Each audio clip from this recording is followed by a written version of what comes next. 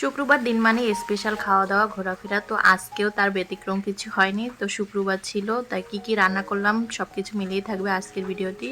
Hello everyone, good morning. সবাই কেমন আছেন? আশা করি ভালো আছেন।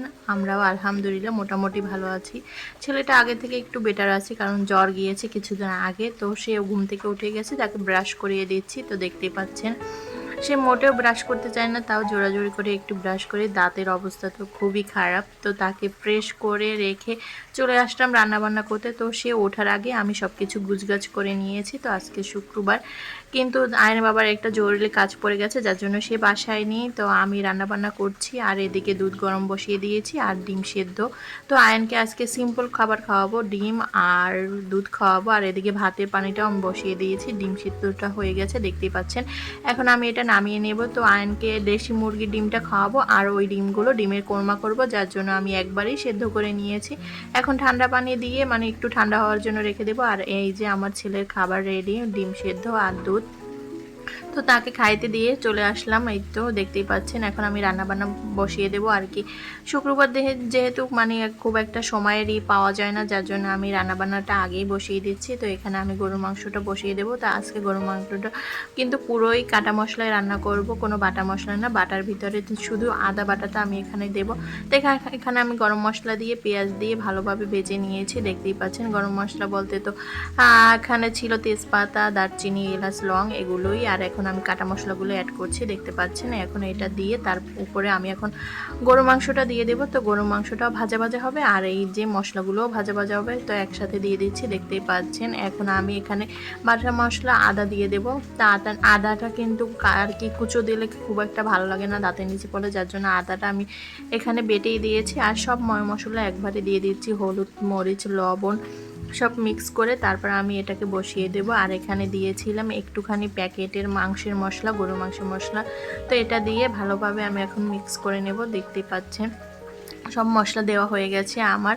তো এখানে আমি ভুলে গিয়েছিলাম এখানে জিরা আর ধনিয়ার গুঁড়োটা দেওয়ার কথা, তো এখন আমি সেটাও অ্যাড করে নেব। এখন জিরা গুঁড়া আর ধনিয়ার গুঁড়োটা দিয়ে দেব। তো এইটা আস্তে আস্তে হতে থাকবে, আর ওদিকে আমি বাকি রান্নাগুলো সেরে নেব। তো ফাঁকে ফাঁকে আমি আয়নকেও খাইয়ে দিয়েছিলাম, কারণ ও একা হাতে খেতে চায় না। আর ডিম সিদ্ধটা আমি ওকে খাইয়ে দিয়েছিলাম। তো এখানে ঢাকনা লাগিয়ে এটা সিদ্ধ হতে বসিয়ে দিয়েছি, আর পাশের চুলে আমি এখানে পোলাও বসিয়ে দিচ্ছি। তো দেখতেই পাচ্ছেন এখানে আমি সামান্য পরিমাণে পেঁয়াজ আর গরম মশলা দিয়ে দিয়েছি। আজকে অল্প পরিমাণেই পোলাও রান্না করব।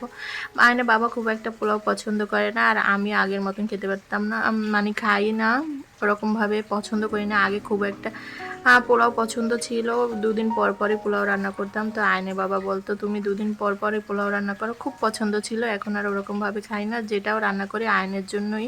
আয়ন খুব পছন্দ করে পোলাওটা, যতটুকু খাই খুব মজা করে খায়। তো এখানে আদা বাটা আর আমি লবণ দিয়ে দিয়ে ভালোভাবে একটু চালটা ভেজে নিচ্ছি। চালটা যত ভেজে নেব ততই পোলাওটা ভালো হবে। আর এদিকে মাংসটা কিন্তু কষানো হয়ে গেছে অলমোস্ট দেখতেই পাচ্ছেন।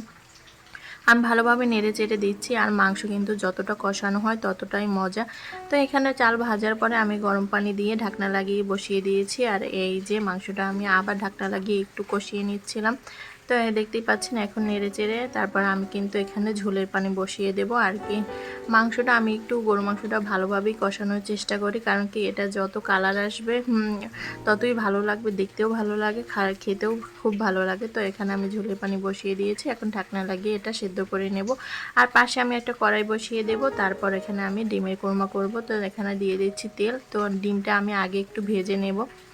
তো পরিমাণ মতন তেল দিয়ে শুধু সামান্য একটু লবণ দিয়েছি। তো লবণ দিয়ে এখানে ডিমটা ভেজে নিচ্ছি দেখতেই পাচ্ছেন। তো এখন নেড়ে চেড়ে আমি ডিমটা ভেজে নেব। আর এই কড়াইটা ছিল টপারের, আমি ফার্স্টে ভাবছিলাম যে লেগে যেতে পারে, কিন্তু না, কড়াইটা খুব ভালো আছে, তলায় একটুকু লাগছে না। তো সুন্দরভাবে ভেজে নিলাম। এখন সব ময় মশলা দিয়ে দিয়েছি এখানে ডিমের কোরমা করার জন্য। এখানে ফার্স্টে পেঁয়াজ দিয়েছি, তারপর গরম মশলা দিয়েছি, আর এখানে আমি আলাদা একটা মশলা বানিয়ে নিয়েছি, আদা, পেঁয়াজ, রসুন এবং বাদাম, কিচমিচ, জয়ফল, জয়ত্রী এগুলো দিয়ে একটা মশলা বানিয়ে নিয়েছি, সেটা দিয়ে দিয়েছি। আর এখানে দিয়ে দিলাম টমেটো সস। তো এটা একটু ক্রিমি ক্রিমি হলে বাচ্চারা খেতেও পছন্দ করে, যার জন্য আমি আয়ন যেরকম পছন্দ করে সেরকমভাবেই রান্না করছি, কারণ অনেক দিন যাবতই সে কিছুই খাচ্ছে না। তো এখন আমি দুধ দিয়ে দিচ্ছি যাতে টেস্টটা খুব ভালো হয়। তো দুধ দিয়ে তারপর আমি এখানে ডিমটা কিন্তু অ্যাড করে দেব।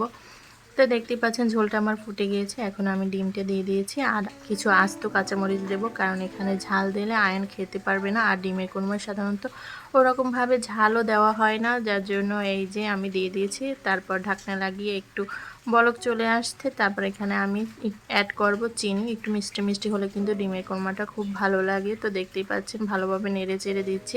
আর এদিকে মাংসটা আমি একটু ঢাকনা উঠিয়ে নেড়ে চেড়ে দিচ্ছি, দেখতেই পাচ্ছেন ভালোভাবে। তারপর এখানে আমি আলু অ্যাড করব। আলু কিন্তু খুব পছন্দ করে আমার ছেলে, মাংসের আলু সে বলতে খুব পাগল, তো সেই জন্য আলু দিয়ে দিলাম। আর এই আলুটা কিন্তু ম্যাক্সিমামটাই আয়ন খায়, কারণ মাংসের আলু খুব একটা আমিও খাই না, আয়নে বাবাও খায় না। আর এদিকে আমার ডিমের কোরমাটা কিন্তু হয়ে গেছে, লোভনীয় লাগছে।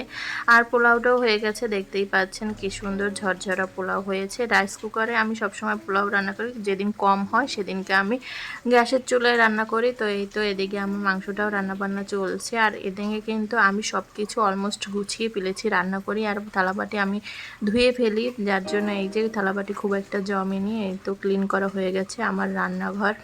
তো এই তো দেখতেই পাচ্ছেন এই যে দুষ্টু করছে, তার এখনও দুধটা খাওয়া হয়নি, রেখে গেছি। এতগুলো রান্না করেছি তারপরও সে খাবার শেষ করতে পারেনি, তাই আমি এসে একটু খাওয়াই দিচ্ছিলাম। যেহেতু জ্বর গিয়েছে, ওরও ওরকমভাবে খুব একটা খেতে ইচ্ছে করছে না, বুঝতে পারছি। তারপরও ওকে একটু খাওয়ানোর চেষ্টা করছি। তো খাওয়া দাওয়া শেষে বিকেলবেলা বলতে সন্ধ্যাবেলা ঘুরতে বের হলাম। আয়নের বাবা আসছে, আয়ন যেহেতু অসুস্থ, তাই তার মনটা একটু ভালো করার জন্য তাকে নিয়ে ঘুরতে বের হয়ে পড়লাম। তো এখানে আমরা ব্লেস পার্ক চলে আসছি। তো সে আগেই লাচ্ছি খেয়েছে, তারপর চিকেন ফ্রাই নিয়ে চলে আসলাম এইখানে, তার বাবা খাইয়ে দেবে আর সে খেলা করবে। তো দেখতেই পাচ্ছেন তার বাবাকে পেয়ে খুব আনন্দিত সে, আর খুব পছন্দ করে বাবার সাথে ঘুরতে। তো আজকের ভিডিওটি এই অবধি। যদি আমার ভিডিও ভালো লাগে অবশ্যই লাইক, কমেন্ট এবং শেয়ার করতে ভুলবেন না। যদি ফেসবুক পেজ থেকে দেখে থাকেন অবশ্যই একটা ফলো দিয়ে দেবেন। আর যদি আমার ইউটিউব চ্যানেল থেকে দেখে থাকেন অবশ্যই আমার চ্যানেলটি সাবস্ক্রাইব করে দিবেন। আর পাশের বেল আইকনটা চাপ দিয়ে দিলে আমার নতুন ভিডিও আসলে আপনারা নোটিফিকেশন পেয়ে যাবেন। তো সবাই ভালো থাকবেন, সুস্থ থাকবেন। আল্লাহ হাফেজ, আসসালামু আলাইকুম।